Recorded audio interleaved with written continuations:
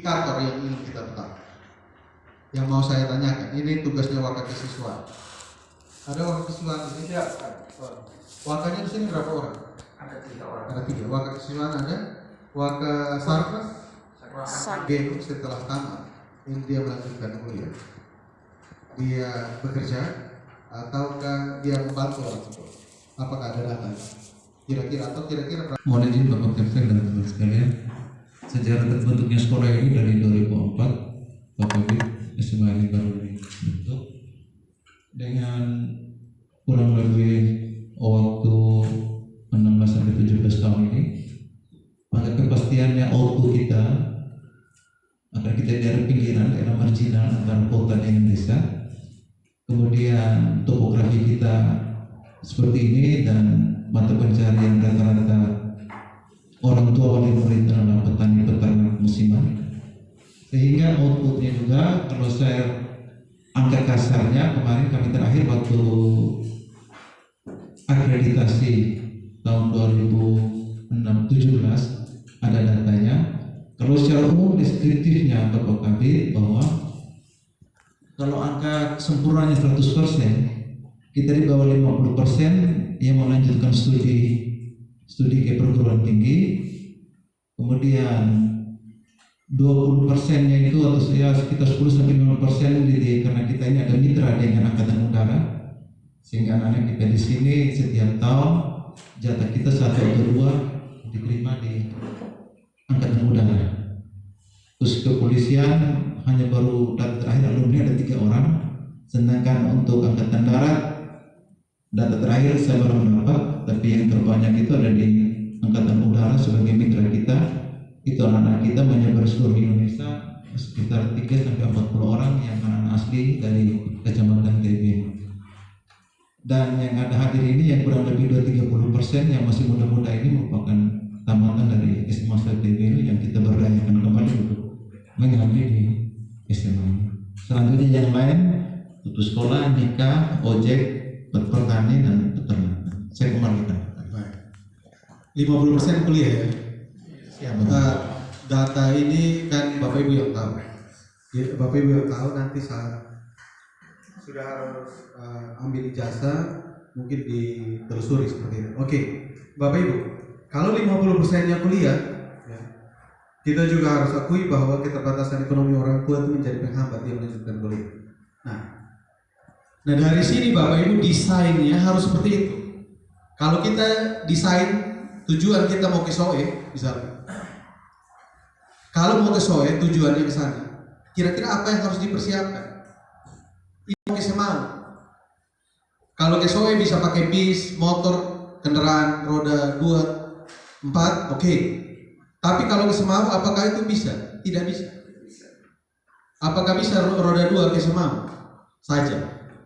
Harus naik kapal, betul ya? Nah, kalau Bapak Ibu pulang ke sana.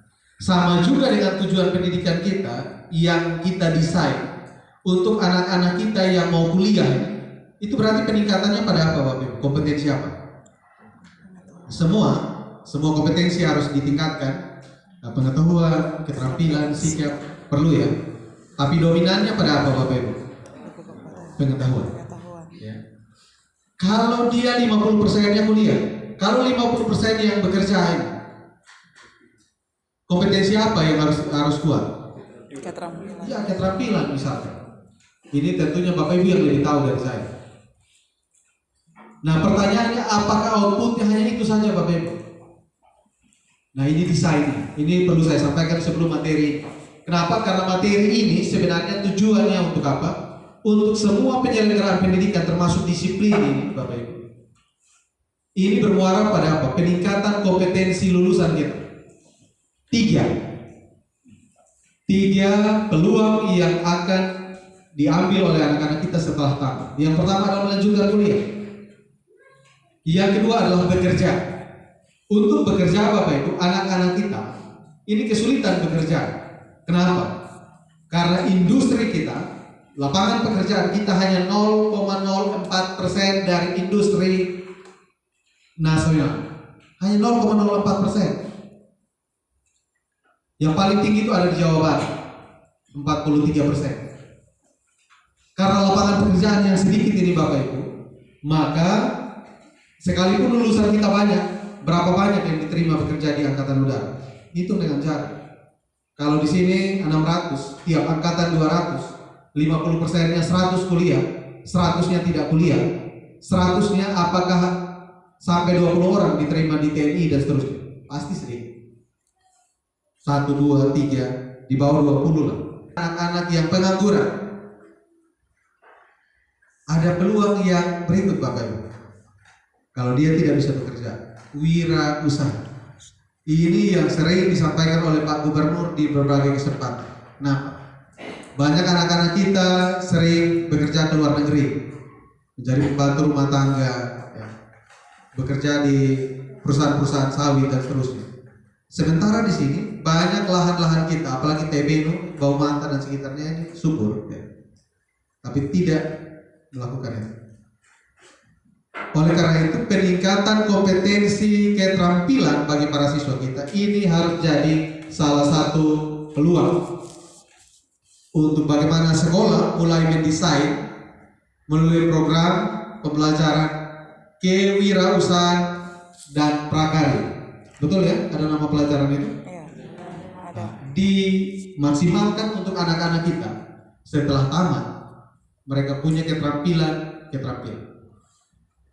Khusus untuk di SMA itu ada program yang namanya vokasi akademik yang disesuaikan dengan potensi wilayah di mana sekolah itu ada. Nah, pembelajaran prakarya dan kewirausahaan diarahkan untuk pengembangan vokasi akademik tadi. Saya lihat di sini ada potensinya kelapa, betul ya? Di sini kelapa ya? Kelapa itu satu pohon yang dari akar sampai daunnya itu bernilai jual. Kurung kelapa menjadi briket dan bisa dijual dengan nama SMA Negeri 1 TB. Guru kewirausahaan bisa programkan itu. Programnya bisa dari mana? Dari anggaran dana POS. Untuk apa? Untuk peningkatan kompetensi kewirausahaan siswa TB. Dibacakan di dinas, kami memeriksa ARKAS, rencana kerja anggaran sekolah dana BOS. Ini kepala sekolah tolong dengan bendahara BOS mulai. Kalau terlanjur sudah kami sahkan, kami tunggu di perubahan. Apakah ada program-program seperti ini? Nah, ini harus diberikan pada anak-anak kita. Kenapa?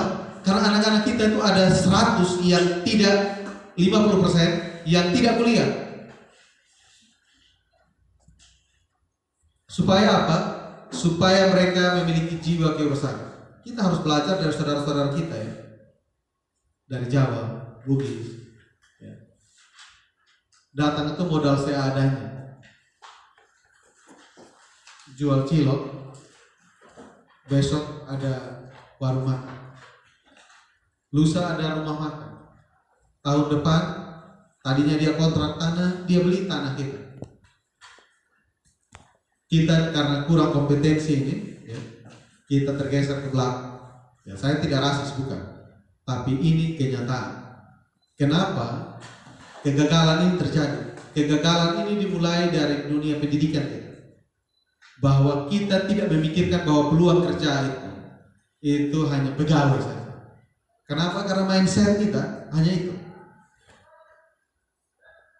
Nah, bagaimana mindset ini mulai dirubah pada anak-anak kita? Bahwa tidak harus pegawai, tetapi memanfaatkan potensi kekayaan alam, potensi-potensi di mana dia ada untuk dikembangkan menjadi sesuatu yang bisa dipakai untuk kehidupan selanjutnya. Nah, desain-desain seperti ini dalam pembelajaran ini harus kita lakukan. Program apa lagi yang bisa kita terapkan? Guru tamu. Guru tamu. Di sini ada guru seni budaya? Ada. Mana guru seni budaya? Tamatan mana?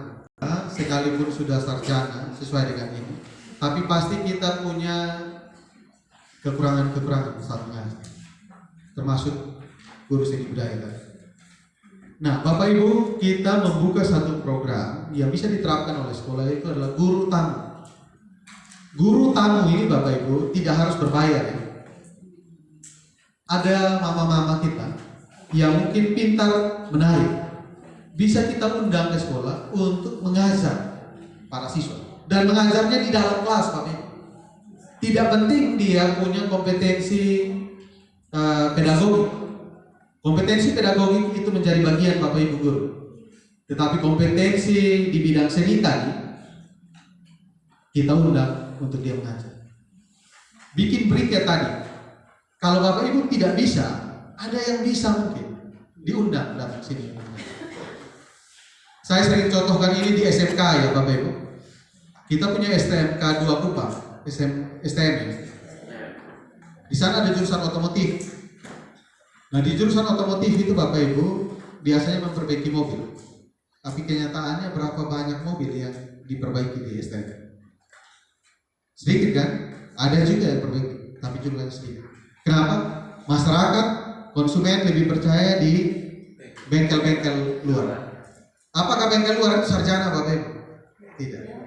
Mungkin tamatan SD, tapi karena punya pengalaman, mereka mempercayakan mobilnya untuk diperbaiki. Nah, mulai saat ini sekolah harus membuka diri. Tadi yang teknisi tadi itu mungkin bukan sarjana, tapi kita undang untuk dia mengajar jurusan otomotif di sekolah. Ini juga berlaku untuk semua guru.